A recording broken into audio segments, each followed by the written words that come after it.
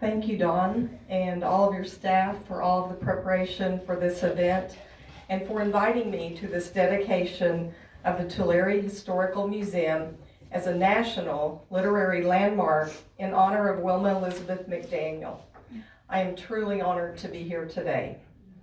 As noted in your program, the National Literary Landmark Association was founded in 1986 to encourage the dedication of historic literary sites. Nationally, there are literary landmark sites honoring more than 150 deceased writers and places of importance to them or to their works. For over 30 years, the program has been administered by a division of the American Library Association. The program is currently undergoing a transition and will be administered by a different group before long. An official announcement about this change is coming soon from the Library of Congress. Literary landmark dedications are beautiful endeavors. They bring community partners, family, and friends together to celebrate a beloved writer. They help us appreciate unique and special people, and they expand our pride, our sense of pride in our community. They deepen our appreciation for a writer and their works. 16 years ago, I had never heard of Wilma Elizabeth McDaniel. When she passed away in April 2007, her obituary and picture were published in the Tulsa World newspaper. As a former English teacher who loves literature, especially regional literature, I was so surprised that I had never heard of her. I loved her poetry. It resonated with me for its insight into humanity. She portrayed rural, working-class people with dignity, and she illustrated historical events and changing time. Her perspectives are unique and important, and I wanted to help Oklahomans learn about her. Where I work, the Oklahoma State University Library, our unique collections have a special focus on Oklahoma women and the Dust Bowl. Wilma fits into both of these areas, of course. I was granted permission to start an oral history research project over Wilma's life in writing. Oral history expands the historical record by recording unique perspectives that are often overlooked. It has been a privilege to conduct over 30 interviews with family members, friends, and publishers. Those interviews are archived and made freely available online to researchers. These interviews help those of us who didn't know Wilma to understand and appreciate her life and her writing.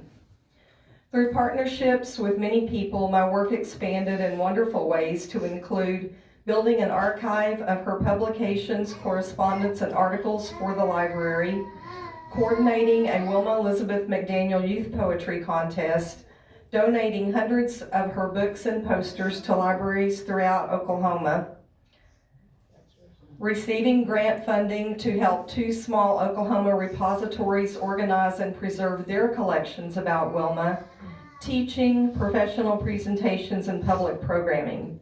Again, all of this work was through partnerships. I could not do this alone. My work in Oklahoma will continue in the years to come. Before I read one of my favorite poems by Wilma, I would like to acknowledge some people who are not part of the program today, and some are here and some are not. First, I wish to acknowledge family members of Wilma, her aunt Bernice Wagner from Roseburg, Oregon, who is here with her husband Leo Finn and their daughter Lisa Westcott. Their sons Aaron and his wife Selena Wagner from Boise, Idaho, granddaughter Madison Wagner, and son Sam and Sue Wagner from Roseburg, Oregon could not be with us today. More relatives include Patty Russell Curry and her husband John from Merced, California. John's great-grandfather was a brother of Wilma's grandfather. And I believe we will hear from Bernice when the plaque is unveiled at the end of the program. Family members who couldn't be here today include Susan and Kim Grossman, Bill LaCroix, and Barbara Spratling. Alfred Pietroforte, retired instructor at College of the Sequoias. Alfred met Wilma when she took one of his classes in the late 1960s. Until then, she had not actively sought publication of her writing. When she shared some poems with him, he immediately recognized her talent. Alfred is the person who encouraged Wilma to submit her poems to the Tulare newspaper, where Bill Kenyon began her publishing career. Alfred is here.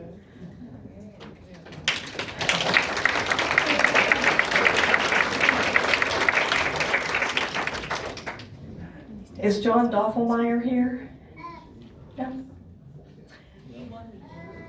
Okay. Jeannie Harris, Wilma's former postal delivery person who became a friend. Jeannie wrote a children's biography of Wilma and published one book of Wilma's poetry. Jeannie's here from Alta, California.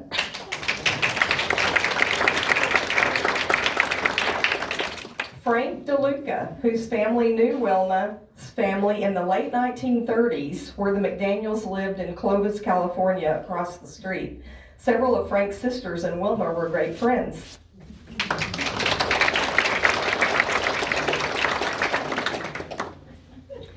One of the highlights of my research and work was collaborating with Jim Klebda, Wilma's dear friend and publisher. He had Back 40 Publishing.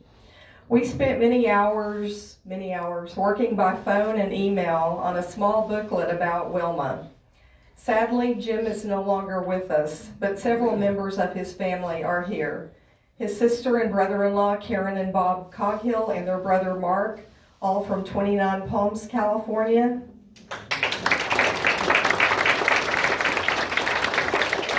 And their brother Rob and his wife Wanda from Boise, Idaho.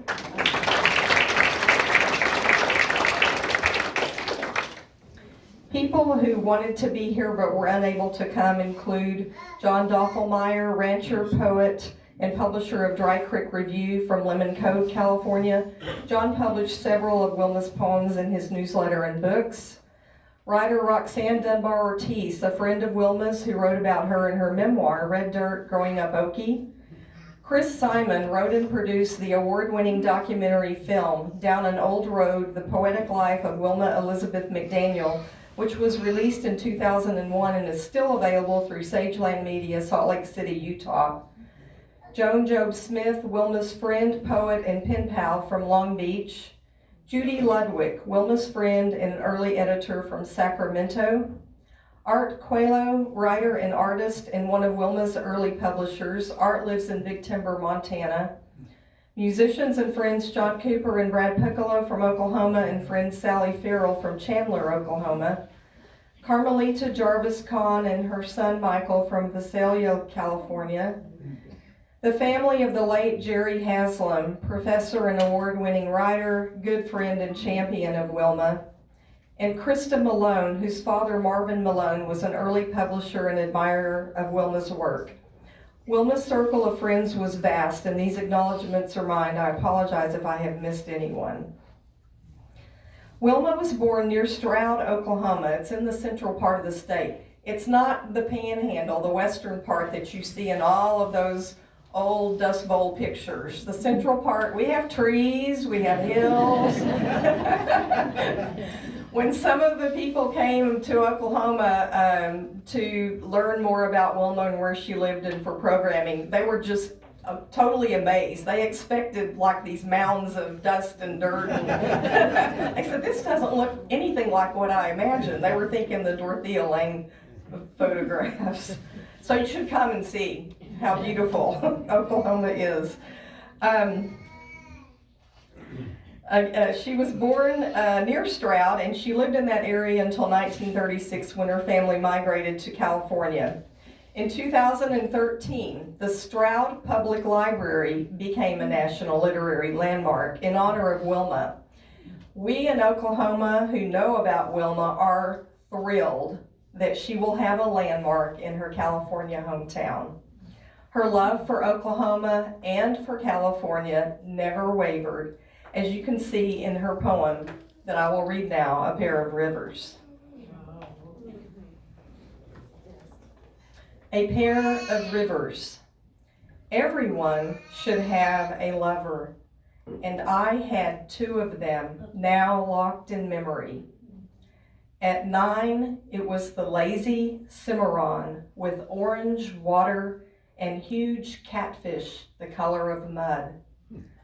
At 17, I found another in far off California, a tumbling crystal river with the holy name Merced. In closing, I believe that Mark Klebda had a few words he wanted to say on behalf of the Klebda family. Mark, did you want to I'll wing it. speak for just a minute? And then Betty Blanks will be on the program after Mark.